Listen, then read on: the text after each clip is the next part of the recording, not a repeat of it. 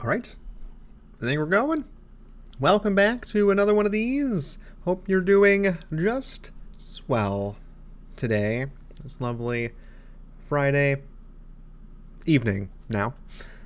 Uh, yeah, things going all right today. A lot of talking, frankly, for today. Lots of Had to take a lot of breaks for water. Gotta stay hydrated, folks. My throat was sore from all the talking, but not terrible.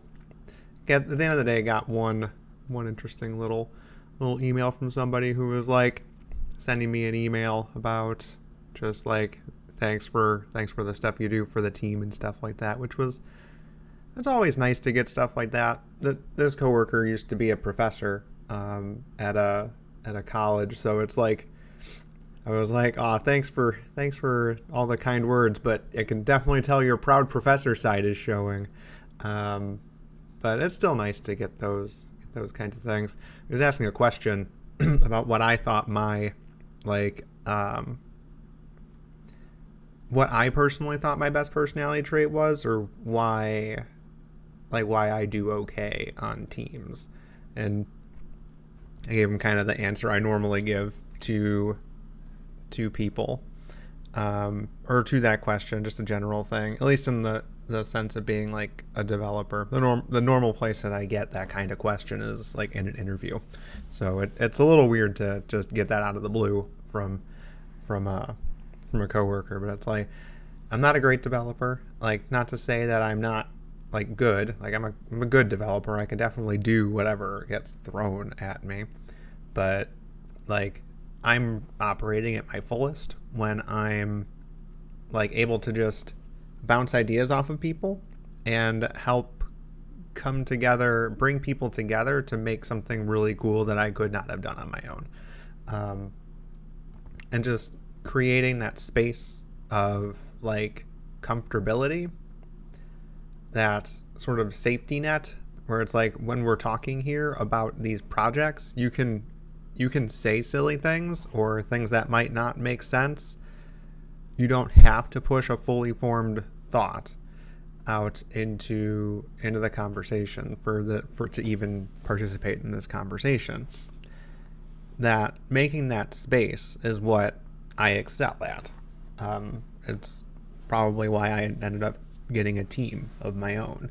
That I'm okay at talking to people and getting them to come forth with their best ideas, and we work those ideas until it's as good a solution as we can get in the time that we allow ourselves to come up with something. Um, so it's kind of neat reflecting a little bit on that. But um, I think he also asked like what parts of the job make me like the proudest, and I'm like if I was younger, I'd probably say like creating something from nothing. Like that's just why I do music. That's why I do game design. That's why I'm a developer. That's why I do writing. It's kind of why I do these things. It's really just words until you say them, and then there's some meaning attributed to that. There's the potential for somebody to hear this and take that with them for some duration of their own journey, which is why anybody would do this kind of thing. At least without being like, I'm just gonna make money off of this machine.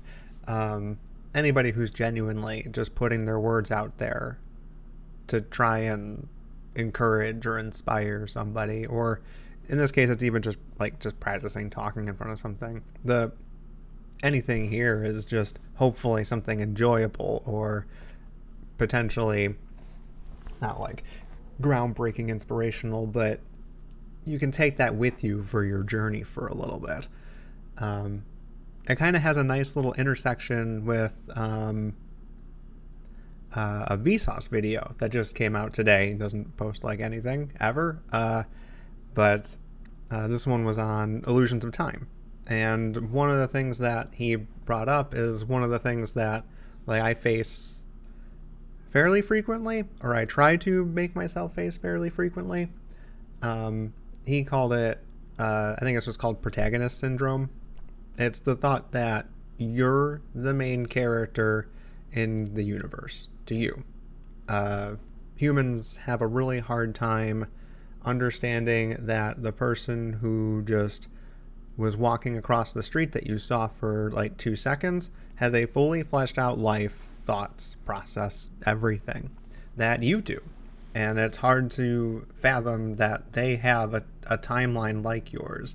That in his case, he was talking about it more in terms of how time is centered on you and your role in the universe. You have a tendency, humans have a tendency to believe that their story is the beginning, and when they die, their story is the end. When in reality, you live and die in the beginning, or in the middle, rather.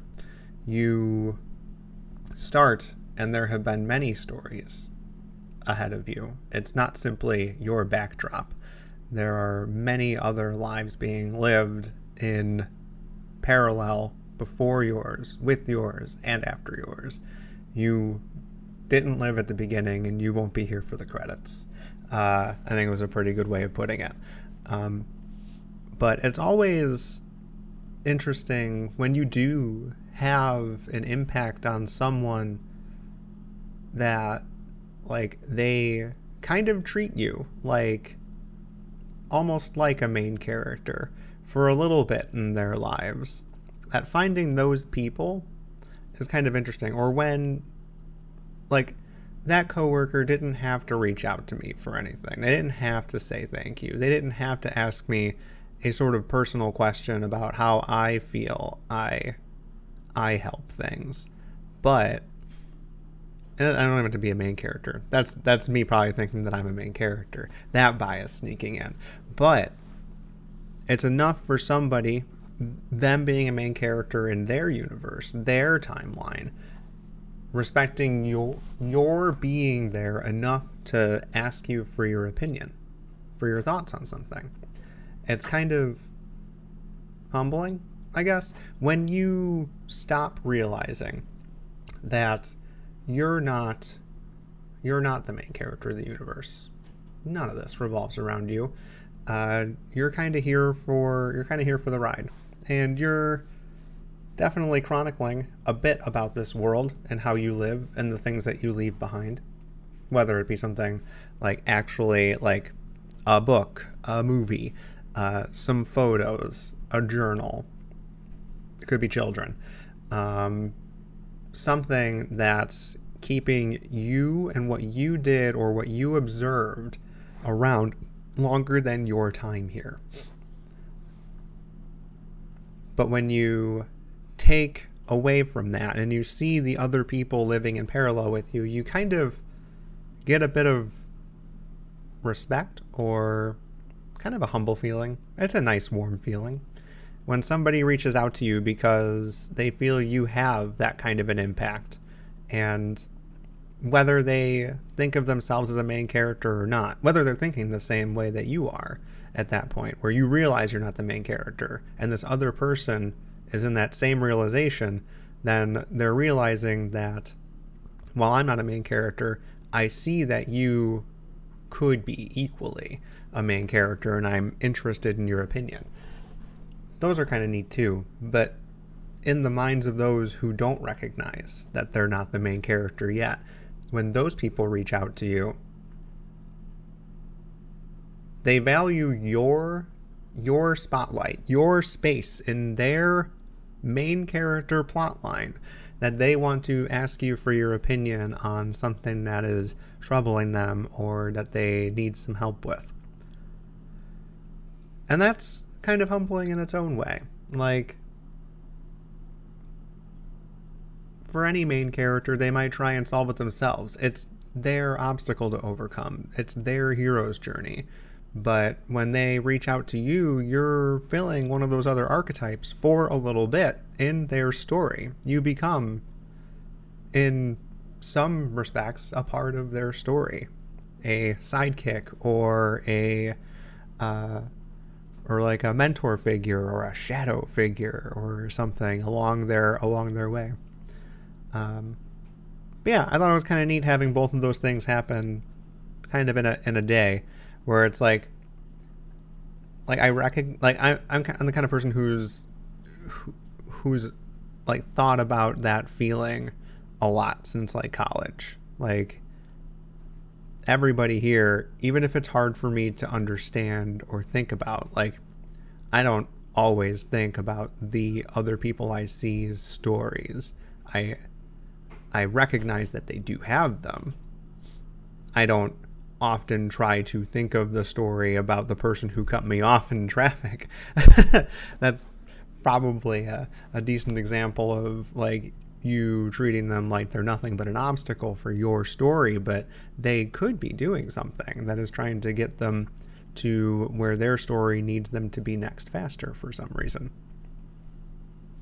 And you never really know. But it's possible. But I recognize that that is something there. So when other people do reach out to me in that kind of almost heartfelt, genuine way, it's kind of touching when someone does reach out in that way, that they respect you in your place in their story, whether they think the same way or not.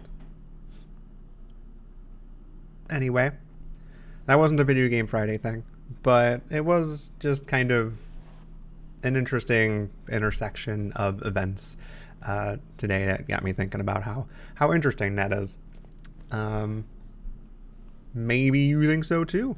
Maybe you have an event that's like that as well, where you recognize that somebody else reached out to you because they value your opinion on something, and recognizing that along with that kind of chronocentricity of where you are in time is the point in time. Having those events that are like, you know what, where I am and where this person is in our respective timelines, that this person recognized me or thought of me as some kind of important character to draw into their own plot. Or maybe not. Maybe it's just overthinking things. And either way, I like to romanticize about that stuff, so bear with me. But I think we'll go ahead and call it that. Probably back on Monday. Should be. Definitely. I should be committing myself to doing these things. It's good practice for me. So have a wonderful Friday, rest of your Friday, and a fantastic weekend. And we'll catch you in the next... Whoa, like just spiked a crazy sound.